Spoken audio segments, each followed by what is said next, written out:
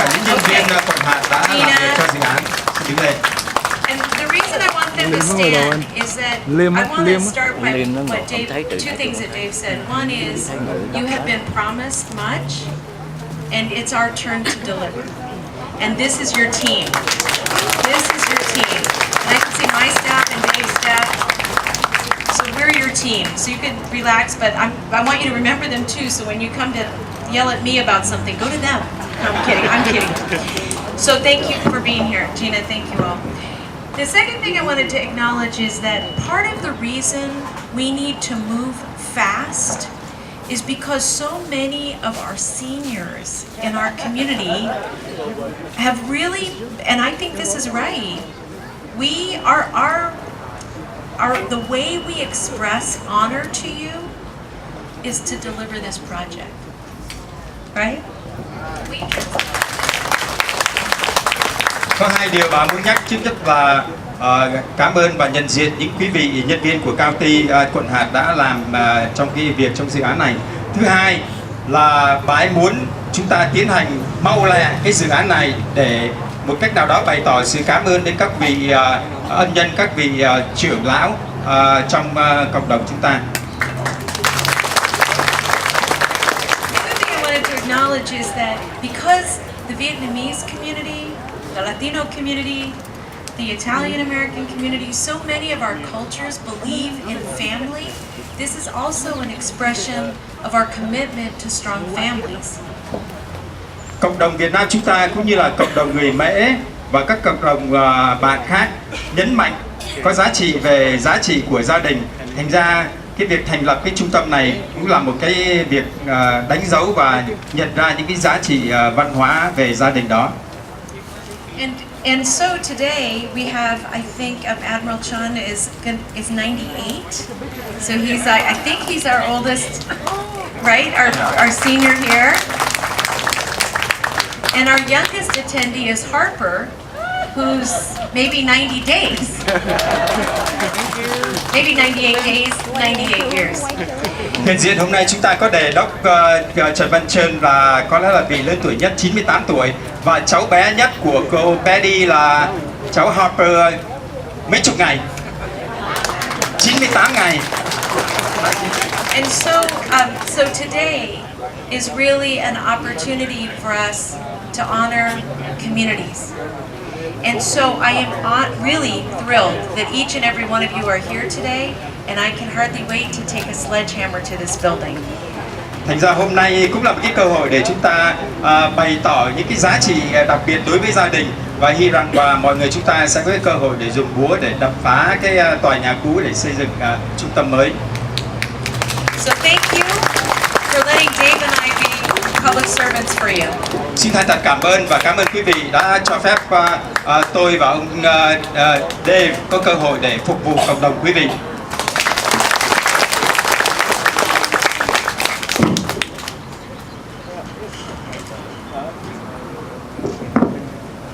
We'd like to acknowledge the presence of Joe Kinsella, the captain, former captain of U.S. Navy, and aide to Admiral Trần Văn Trơn.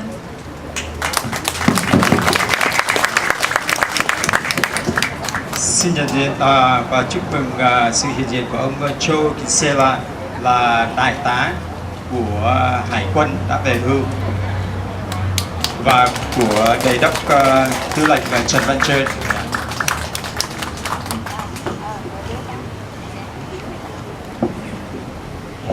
Next, we would like to invite the Chief of Facilities and Planning Services, Mr. David Berry, to provide an update on the plan to build a Vietnamese Service Center. Sau đây ông Berry là giám đốc của các chương trình dịch vụ về cơ sở quận Hà sẽ cho chúng ta một bản cập nhật tường trình về cái dự án này. Thank you. Good morning. I'm very honored to be here today. It's not every day that we have so many people come out to a demolition ceremony like this, so I'm extremely impressed, and I'm glad that you're here to support this project. And I'm also honored to be a representative of the administration that's working on this project. Of course, I'm not doing it alone. As Supervisor Chavez pointed out, there's several people here today, and there's hundreds more back at the offices working on this project. So I know everybody here wants to know, when is this building opening? All right. You're gonna have to bear with me for just a minute while I... Ông sẽ có tường trình và ông ấy biết rằng mọi người chúng ta hiện diện hôm nay muốn biết là khi nào thì chúng ta bắt đầu xây dựng cái trung tâm này.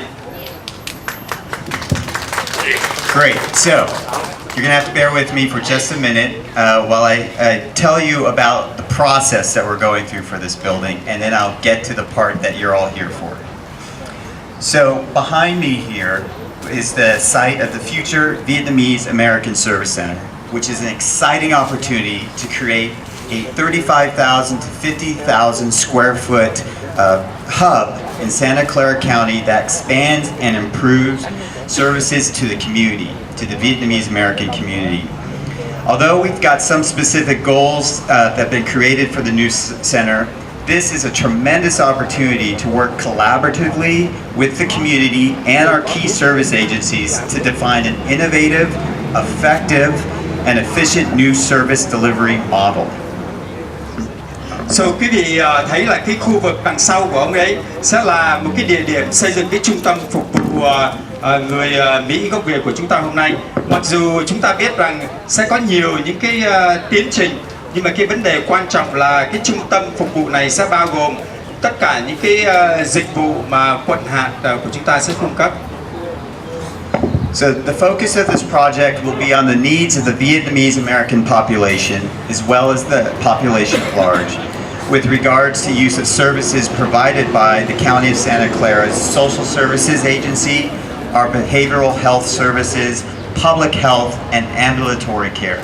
Thành ra dự án này sẽ chú trọng đến cái nhu cầu cộng đồng của người Việt chúng ta, cũng như là cái cộng đồng chung địa phương liên quan đến việc sử dụng các dịch vụ của các cơ quan quận hạt như sở xã hội, dịch vụ tâm trí, hành vi, y tế cộng đồng và các chăm sóc y tế. So since this is an unprecedented type of project, the county is currently working to develop a vision for the use of the facility and explore different scenarios to maximize the delivery of services to you, to the community. Và quận hạt đang phát triển một cái viễn ảnh cho cái việc sử dụng trung tâm này và đưa ra những cái phương thế nào có thể cung cấp các dịch vụ ở mức tối đa cho cộng đồng chúng ta. So as part of last year's capital planning, a feasibility study was completed to establish a conceptual facility size. It's somewhere in the range of 35,000 to 50,000 square feet. Thành ra năm ngoái thì quận hạt đã hoàn tất một cái xác định về cái diện tích khái niệm cho trung tâm ở một cái mức khoảng từ 35.000 đến 50.000 bộ vuông, tức là 35.000 tới 50.000 square feet. And the current effort that we're going through right now is to validate the facility size and the site layout with a refined building program of the types of services that we'll provide here to the community. Và hiện nay thì quận hạt đang tiến hành việc đánh giá đúng mức cái diện tích và sắp xếp các cơ sở phòng ốc phù hợp với các chương trình của trung tâm cũng như là các nhu cầu khác. So the project is going to explore multiple approaches to parking and site layout to optimize the experience to you, the community, as well as staff, and to respect the neighborhood context of the adjacent properties. Thành ra cũng để đánh giá các nhu cầu khác về các cơ sở, các chương trình cũng là các nhu cầu đậu xe cho nhân viên hoặc là các khu vực bối cảnh xung quanh hàng xóm ở đây. So the existing building you see behind me will be demolished to provide room on the site for a new building. As part of the demolition process, we removed hazardous materials from the building. Thành ra cái tòa nhà phía sau này sẽ được bị phá ra để xây dựng cái trung tâm mới, và trong cái tiến trình mà phá hủy cái tòa nhà cũ thì phải di chuyển những cái vật liệu độc hại ra khỏi tòa nhà. And this process started in September and was completed in March, and it's now allowing for the next phase, which is the demolition of this building, which we are symbolically celebrating today with this formal demolition ceremony. Thành ra bắt đầu từ tháng 9 năm ngoái thì đã có những cái phần di chuyển những cái vật liệu độc hại ra khỏi tòa nhà và đã hoàn tất vào tháng 3 vừa qua. Thành ra bây giờ chúng ta sẽ đi cái bước kế tiếp là phá hủy toàn bộ tòa nhà để xây dựng trung tâm mới. So the demolition will be completed by the end of August, but if all of you participate today, we may get it done today. We'll see. Ông ấy nói là hy vọng tới cuối tháng 8 này á, thì chúng ta sẽ phá hủy xong tòa nhà, nhưng mà hy vọng với sự hiện diện của quý vị chúng ta sẽ là có thể phá hủy nó lẹ hơn. I'm glad it's funny in Vietnamese as well.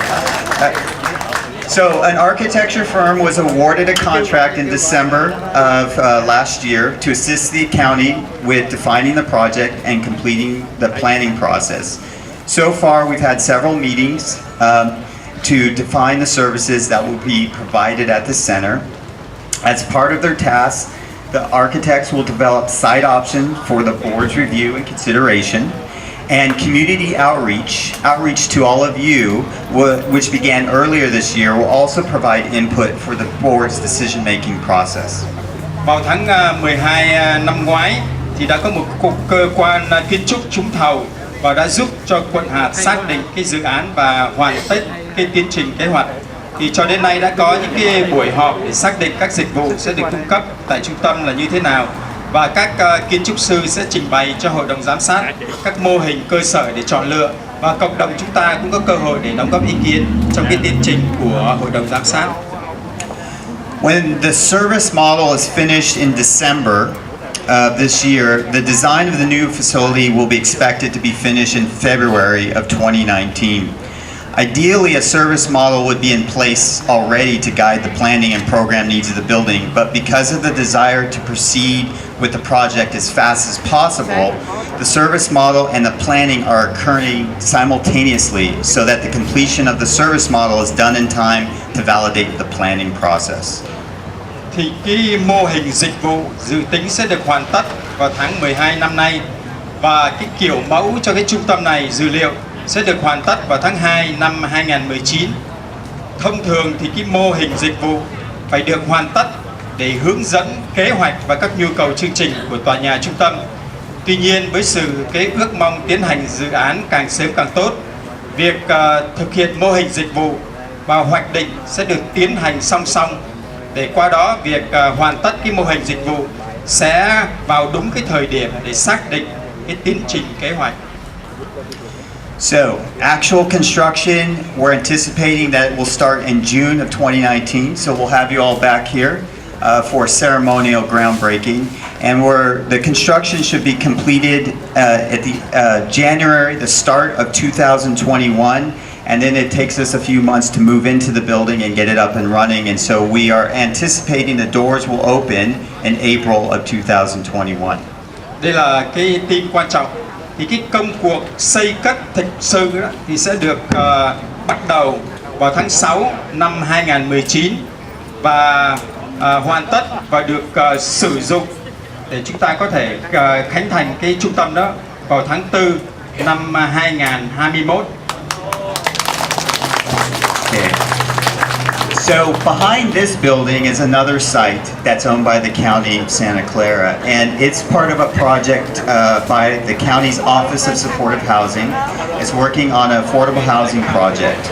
You may see mobilization and equipment up and running nearby, so I don't want you to think it's this project, but it is next door. And that project is anticipated to start September of this year and be completed 24 months later in 2019. Và ông cũng thông báo cho cộng đồng biết là cái khu đất phía sau cái tòa nhà này á, là sẽ là đất của quận Hạt và sẽ có dự án để xây dựng một cái những cái dự án về gia cư, nhà cửa. Thành ra cái dự án đó sẽ được bắt đầu vào tháng 9 năm nay và hoàn tất vào tháng 9 năm 2019. Thành ra ông ấy không muốn quý vị chúng ta lẫn lộn là khi chúng ta thấy cái việc xây cất đó là tòa nhà là cái khu gia cư ở phía sau, thì đó là một cái dự án khác. So the demolition of this building should be completed before the building next door start its construction, and they may use some of this land to store their materials and equipment. Thành ra cái việc mà phá hủy cái tòa nhà này á, sẽ được tiến hành xong trước khi mà họ bắt đầu xây dựng cái dự án gia cư ở phía đằng sau. So the information I've given you today is the best information I have so far. It's and the project is going to proceed through various phases, including our service model. So we need to determine what services will all be co-located here and how they'll all work together to deliver those services to you. And we'll also start to design the project, and there's possibility that the scope and the cost may change along the way, but we're confident that the roadmap that we've set out will be one that we will follow through completion. Thì ông cũng muốn nói là những thông tin về cái trung tâm phục vụ người Mỹ gốc Việt của chúng ta hôm nay ấy, thì ông ấy chia sẻ là dựa trên những cái dữ kiện tốt nhất mà hiện có. Nhưng mà ông ấy nói là trong cái tiến trình của thực hiện dự án có thể có những cái thay đổi về phạm vi và chi phí cho dự án, ngay cả trong cái vấn đề mô hình phục vụ và kiểu mẫu cho tòa nhà. Thành ra sẽ tiếp tục có những cái buổi họp hội thảo để bàn về những cái dịch vụ cho cái trung tâm. I want to thank everybody today for coming, and we will do our utmost to keep you informed about the process and involved all along the way. Thank you. Và ông xin cảm ơn